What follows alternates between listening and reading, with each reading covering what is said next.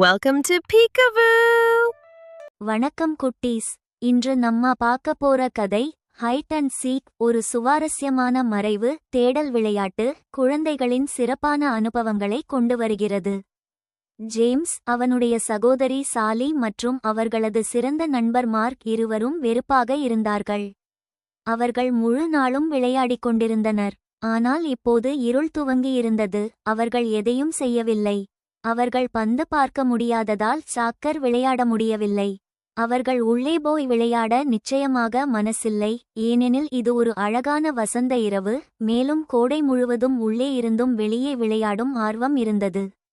அவர்கள் என்ன செய்யலாம் என்று தெரியவில்லை. வீட்டுக்கு போகவும் இன்னும் சீக்கிரம். நான் வீட்டுக்கு போய்விடுகிறேன் என மார்க் வருத்தமாக சொன்னான். இல்லை, இன்னும் ஒரு விளையாட்டு ஆடலாம் என ஜேம்ஸ் கூறினான். அப்போது சாலி, நான் ஒரு ஐடியா சொல்கிறேன். நாம் ஹைட் அண்ட் சீக் விளையாடலாம் என்று கூறினாள். நான் அதையே சொல்லப் போனேன் என ஜேம்ஸ் சொன்னான். நீ எல்லாம் நான் நினைக்கிறதை நீயும் நினைத்ததாக சொல்வாய் என்று சாலி கூசாமல் சொல்லினாள். அப்படி இல்லை என்று ஜேம்ஸ் கூப்பிட்டான். அப்படித்தான் என்று சாலி கூச்சலிட்டாள். மார்க் கீழே பார்த்து, அவர்கள் மீண்டும் தகராறாக இருக்கின்றார்கள் என்று மனதுக்குள் சொன்னான். உடனே, சரி, ஹைட் அண்ட் சீக் ஆடுவோம். நான் சீக்கர் என்று மார்க் கேட்டான். அவன் ஒரு பெரிய மரத்துக்கு போய் கண்களை மூடிக்கொண்டு சத்தமாக எண்ணத் தொடங்கினான். 100, 9, 9, 9, 8, 9, 7. சாலி மற்றும் ஜேம்ஸ் ஒருவரை ஒருவர் பார்த்து வெவ்வேறு திசைகளில் ஓடிச் சென்று மறைந்தனர். மார்க் இன்னும் கணக்கு போடுவது கேட்கப்பட்டது. 4, 3, 2, 1.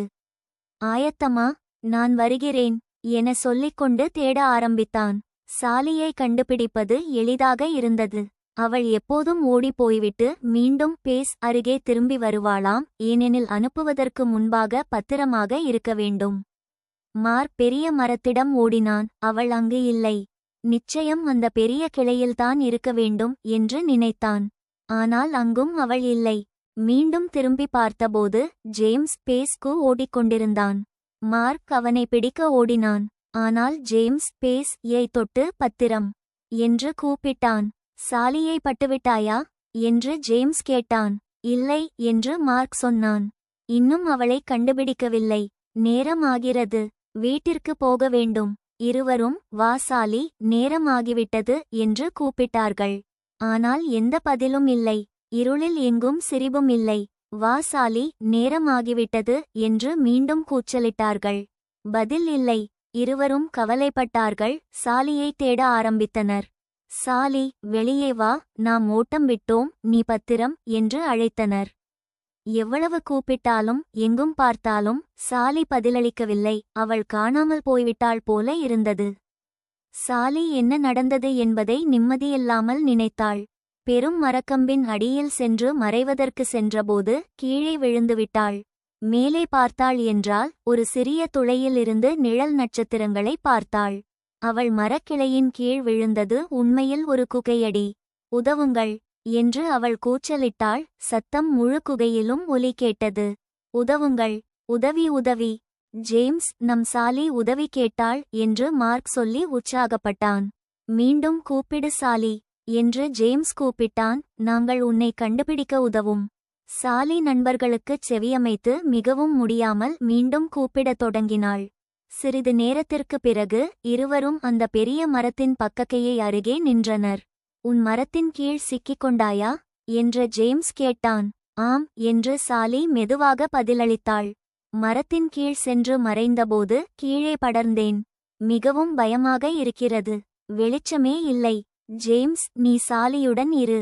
நான் என் அப்பாவை அழைக்கச் சென்று வருகிறேன் என்று மார்க் சொல்லிவிட்டு சீக்கிரம் ஓடிவிட்டான். பயப்படாதே என்று ஜேம்ஸ் கூறினான். நான் உன்னுடன் இருக்கிறேன். நீ மேலே இருக்கிறாய், நான் கீழே இருக்கிறேன் என்று சாலி அழுதாள். இந்நேரத்தில் மார்க் மற்றும் அவனது அப்பா ஓடிவந்து குகையின் சீற்றத்தின் அருகே நின்றனர். மார்க்கின் தந்தை பூமியில் படலம் பார்த்தவுடன் சாலி அழுது கொண்டே இருந்ததை கேட்டார். சாலி, நீ பத்திரமாக இருக்கின்றாயா என்று கேட்டார்.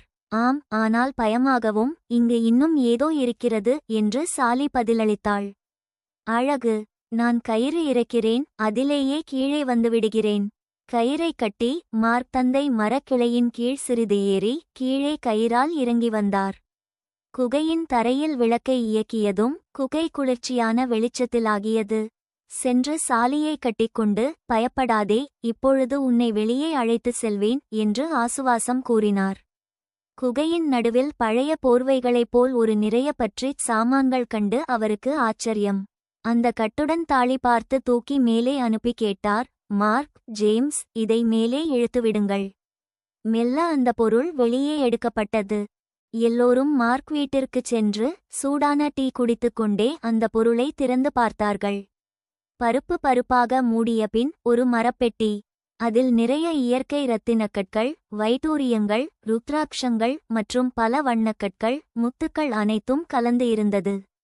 நாம் செல்வக்காரர்கள் என்று ஜேம்ஸ், மார்க் ஆர்வத்துடன் கூறினார்கள். இல்லை என மார்க் தந்தை இடையே அணுகினார். இது வேறு ஒருவருக்கு சொந்தமாக இருக்கலாம், நமக்கு உரிமை நிறைய தெளிவாக வேண்டும். அதற்குள் செலவழிப்பதை பற்றி நினைக்கவே கூடாது. உயிரை சாலி கண்டுபிடித்தாள். நான் அனைவரும் பகிர்ந்து கொள்கிறேன் என சாலி மகிழ்ச்சியுடன் சொன்னாள். மார்க் தந்தை, சரி, ஆனால் துரிதமாக போலீசாரை அணுகுங்கள் என்று தெரிவித்தார். அடுத்த நாள் அவர்கள் 4 பேரும் சாலி அம்மா மற்றும் அந்த பெட்டியுடன் நேரில் போலீசாரிடம் சென்று அவர்கள் யாருடையது என கண்டுபிடிக்கும் வரை பெட்டி போலீசாரிடம் ஒப்படைக்கப்பட்டது. நாட்கள் தாண்டியும் செய்திகள் இல்லை. அந்த இடைவெளியில் இளம் நண்பர்களுக்கு எளிமையான அனுபவம். 70 நாட்கள் கழித்து அந்நீர் இரவு மார்க் தந்தை ஜேம்ஸ், சாலி மற்றும் பெற்றோர்களுக்கு அழைப்பு விடுத்தார். போலீசார் அழைத்திருக்கிறார்கள், தயவு செய்து இப்போது வாருங்கள். அவர்கள் அனைவரும் சென்றபோது போலீசாரும் அங்கு வந்திருந்தனர். அவள் வந்தபோது கேட்டன் கூறினார், சாலி, இது உன்னுடையது. பெற்றோர்கள் சில படிவங்களில் கையெழுத்திட வேண்டும். ஆனால் பெட்டி உன்னுடையது. அது கேட்டு மகிழ்ந்து சாலி, மார்க், ஜேம்ஸ் கை வீசிக்கொண்டனர். பின்னர் சாலி கேட்க, மோசமான செய்தி என்பது என்ன? கேட்டன் புன்னகையோடு, இந்த செல்வம் மிகவும் விலை உயர்ந்தது.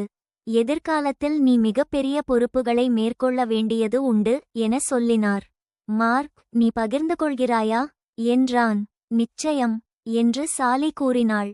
சில நாட்களில் எல்லாரையும் அழைத்த சாலி சொல்லி முடித்தாள், நான் பெற்றோர்கள் இருவருக்கும், மார்க் பெற்றோருக்கு, மார்க், ஜேம்ஸ் மற்றும் எனக்கு ஒவ்வொருவருக்கும் ஒரு 6இல் ஒன்றாக பகிர்கிறேன்.